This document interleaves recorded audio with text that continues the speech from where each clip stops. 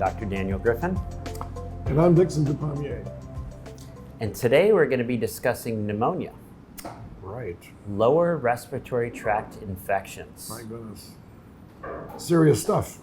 You know, it is, and it's amazing to me, but here we are, and pneumonia continues to be one of the top 10 causes of death throughout the world. Absolutely. So it's amazing that it is still so common. Yes.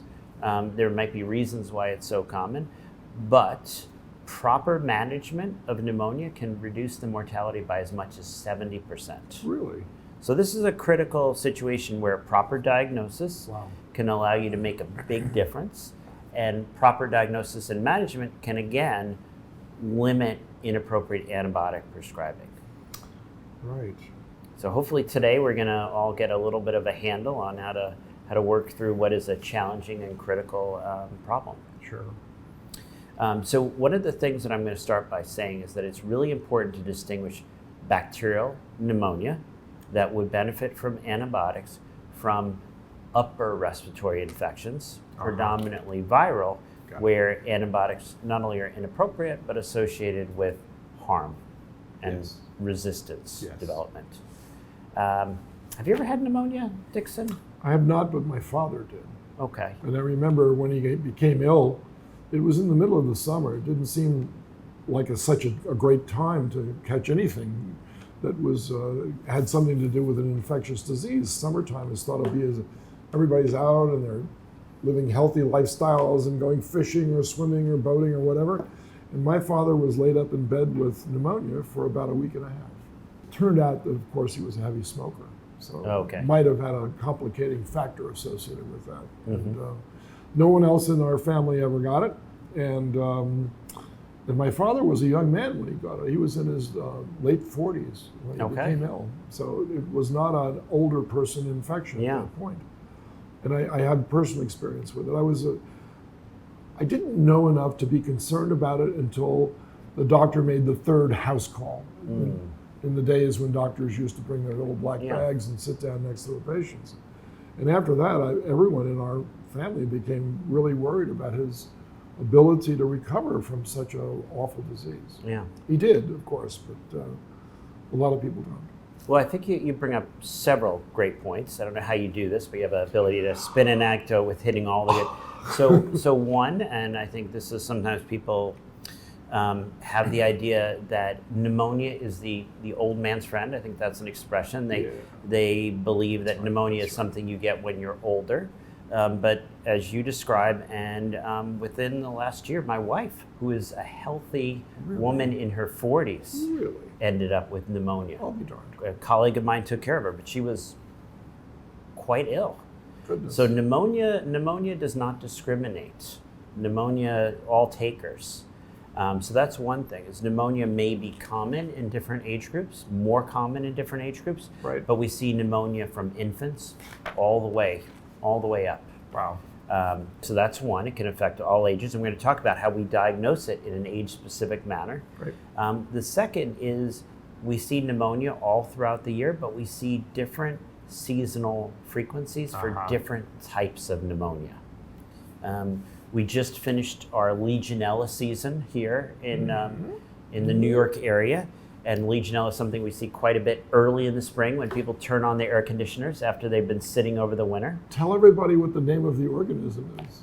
Well, Legionella pneumophilia. Pneumophilia, that's right. Yeah. So because it loves the lungs. I was at Columbia as a young faculty member when the original outbreak at the Mayflower Hotel in Philadelphia occurred. And no one knew what it was at that point. And I knew one of the I guess they were called epidemiology investigative. The EIS. EIS. The epidemiology I knew someone who was service. sent to that hotel, and he shared with us how trepidatious he was to go because no one knew what was happening, and it was among a group of American war veterans, and so it was at some time it was called Legionella's disease. Because of the American Legion members. That's exactly right. Exactly right. And to have it full blown now in terms of its epidemiology, and we even had some it's a hospital-acquired infection now, I understand also. So it can be. It can be. It can be in the water. So that's why we see a seasonality to it. We also have. We talked about bacterial, but we also have viral pneumonias that we see at certain increased rates in the winters. We often see bacterial pneumonias that follow those viruses. So as you mentioned, the winter we tend to see more pneumonias, both viral and bacterial. So there is a seasonality. Certain infectious pneumonias such as mycoplasma might cluster when we have, say, schools, military recruits. So there's a seasonal variation to certain pneumonia. So it doesn't care about age, but there is a seasonal variation to different types of pneumonia. And the old term for that is infectious catarrh. I loved it. I knew someone who worked on the organism at Rockefeller, and John Nelson, and he says, this is infectious catarrh, and this is, those are the old world terms for these newly discovered infections, which are now commonplace. So what's walking pneumonia? So it's interesting. You brought up the comment before in your story that you didn't know enough to be concerned about your father. I didn't. No. And there are clearly various severities of pneumonia. And it used to be that walking pneumonia was a reference to mycoplasma pneumonia, an often less severe pneumonia where people were not completely debilitated, they were not in the hospital. They might be able to be treated as an outpatient. And we certainly still have less severe cases of pneumonia where people do not require hospitalization. And we'll be talking about how to triage, so to speak, later on. Because some people will be severe enough that they benefit from being in a hospital, they benefit from intravenous versus oral antibiotics. So we're going to be we talked initially about the distinction between viral and bacterial, but more so pneumonia versus an upper respiratory infection. We're going to want to be able to figure out how do we make that distinction. And then something as a healthcare provider is really critical. You want to make a distinction between all these lung issues and pulmonary tuberculosis. And a criteria that people will use is a duration. If someone comes to see you and they say, I've been having a cough and difficulty breathing for more than 2 or 3 weeks, a lot of countries use a 2-week duration, then you start worrying about tuberculosis. And you might rule out tuberculosis before you let them hang out in the waiting room with all the other patients. So this is when we talked about how a clinic might be set up where you have an intake person who is, what is your name? Why are you here? And if you say, I've had a cough, it would be great as early as that, but how long has this cough been going on? If they say for more than 2 weeks, that might be enough to fast track them so that they're not sitting there with your young mothers, with your children, with your at-risk vulnerable populations. Would you ask also whether they were coughing up any blood? The 2 weeks is a good enough distinguisher. Later on, once they get to the clinician, you might start asking more questions about weight loss and blood. But you want to be really sensitive because you don't want to accidentally have someone with tuberculosis sitting there in your waiting room for whatever length of period of time it takes, filling the area with the tubercular bacilli. But how do we make this distinction? They come in and they tell you, I've been coughing, I have a fever maybe, I don't feel well. How do you know if it's pneumonia or not? And I sort of ask you your thoughts. Well, you've been to the doctor, right? What do they do? No, I've had lots of upper respiratory infections, as a matter of fact. I used to get something called bronchitis. And the bronchitis was associated with stress. I know this because I used to get it around the time that I was applying to graduate school. I got it after I finished graduate school and took my first job, which was not at Columbia University, but somewhere else. It was a stress-related deal, and it wasn't caused by any particular organism, I don't think, although in both cases that I can recall, they recommended antibiotics, and of course it got better. But it got better because the stress disappeared, I think. And I became, more used to where I was and more acclimated, and things began to come. So I don't think I've ever had viral pneumonia. I don't think I have, but I've had some prolonged infections in my life. Well, the distinction that we're trying to make between pneumonia, and you joked about pneumonia versus old pneumonia. No. So the pneumonia is airspace disease. So it's a lower infection that actually involves the airspace versus upper respiratory infections, which might be your rhinitis, your bronchitis. Right. In those situations, we rarely recommend antibiotics. Right.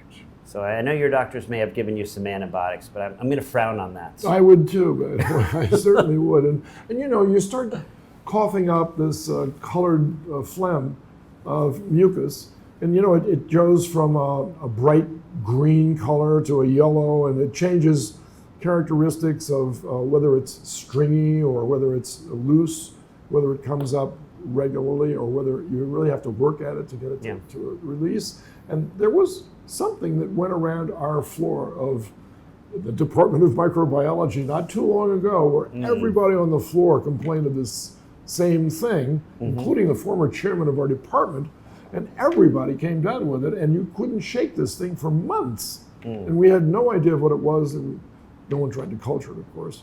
So it's helpful when you can actually identify. So you can either culture it or you can x-ray the patient and ask whether or not it's got a lumbar portion of... So that's good. So let's talk about how do you make a diagnosis of airspace disease? So, you know, some people would say the gold standard would be breathe into a tube and see how far it goes up. Would be a chest X-ray. Yeah. Right? So you do either a chest X-ray or in some areas with maybe too many resources that they might do a CAT scan. That's right. That's right. Exactly. So you're sort of visualizing with radiographic testing that there's infection in the air spaces. Yeah.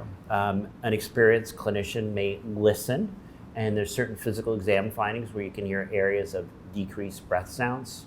Maybe it's, we'll use things like egophony, E to A changes, which a solid consolidated airspace will.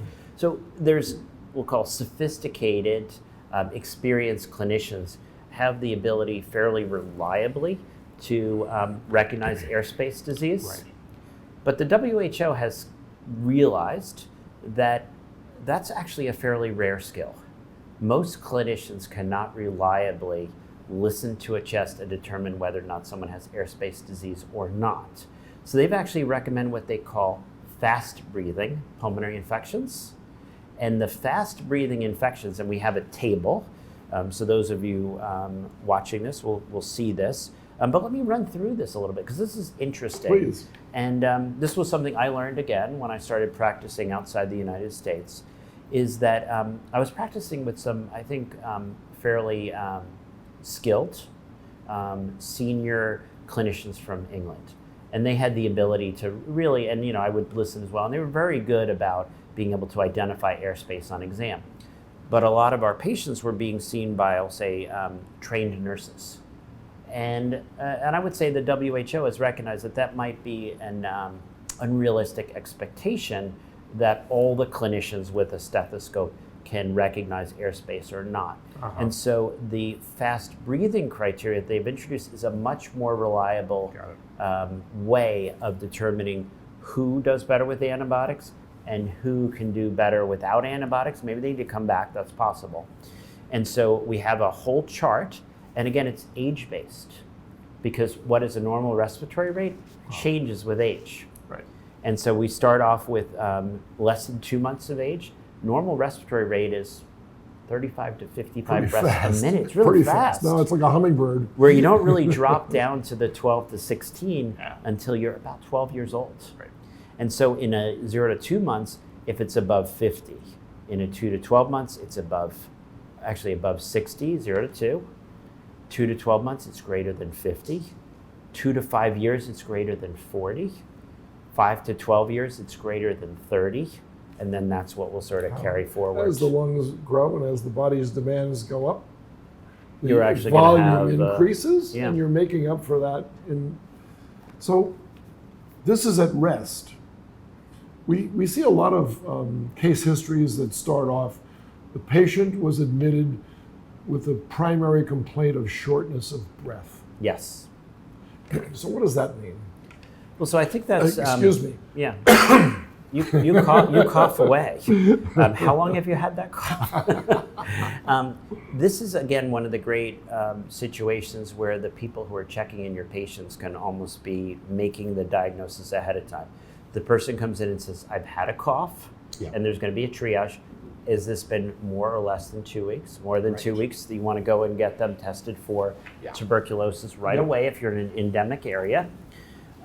If it's less than 2 weeks, then you want to say, let's send you to the vital signs and have them check how fast are they breathing relative to age. You might also look at the heart rate. Is the heart rate accelerated relative to age? And at this point, they can come to the clinician with I have trouble breathing. I feel like I'm working harder than I'm used to breathe, and my rate is putting me in the fast breathing. And then you've got to ask yourself, how much do I trust my clinical exam? And do I have the ability to get imaging to help me here? If someone comes in and let's say they're 11 years old, they're breathing 40 times a minute, they don't have a history of asthma, then you want to start thinking about, am I going to go with the diagnosis of pneumonia and consider treatment? Right. What you'll notice is not in my chart is the color of the phlegm. And so I'm going to ask you this question, it's really for the audience, but what makes sputum, what makes phlegm green?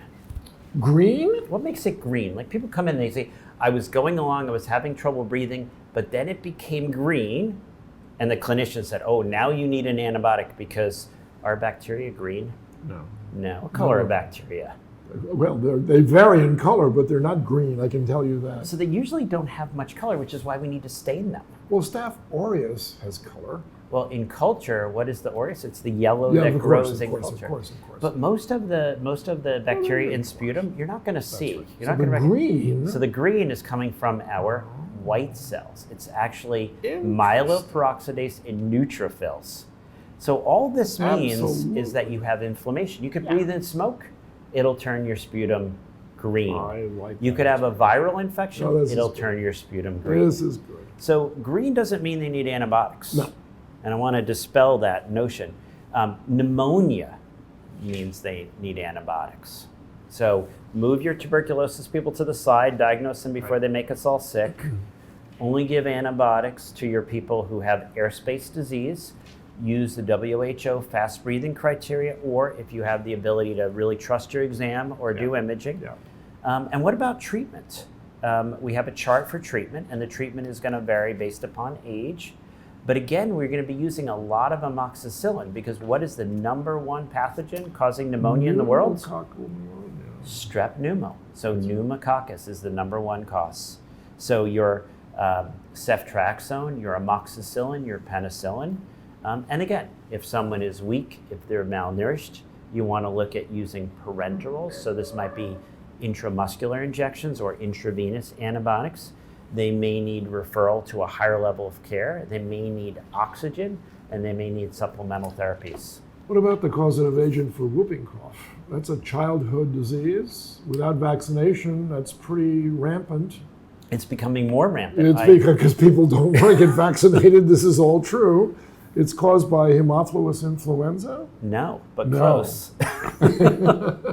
Bordetella pertussis. Oh, I'm sorry, of course. No, that's okay. I'm embarrassed. That's okay, and it's actually the epidemiology of pneumonia will change based upon location and vaccine status. Okay. And in a lot of developed parts of the world, there's been a drop in the amount of pertussis vaccination uptake. So we have started to see more whooping cough, more Bordetella pertussis in the adult population. And I nickname it the 100-year cough when I'm talking about vaccinations. I say, would you like your vaccine, or would you like to be at risk of the 100-day cough that will not go away no matter what we do? Exactly.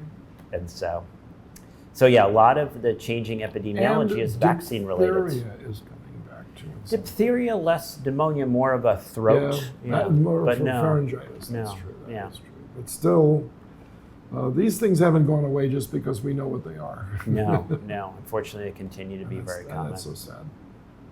All right. Other questions before we thank our audience for joining us? This is a tip of a very large iceberg. I can promise you that. And it would do you well to review. I should have for the causative agent for whooping cough, which I knew, of course, but I just forgot it here.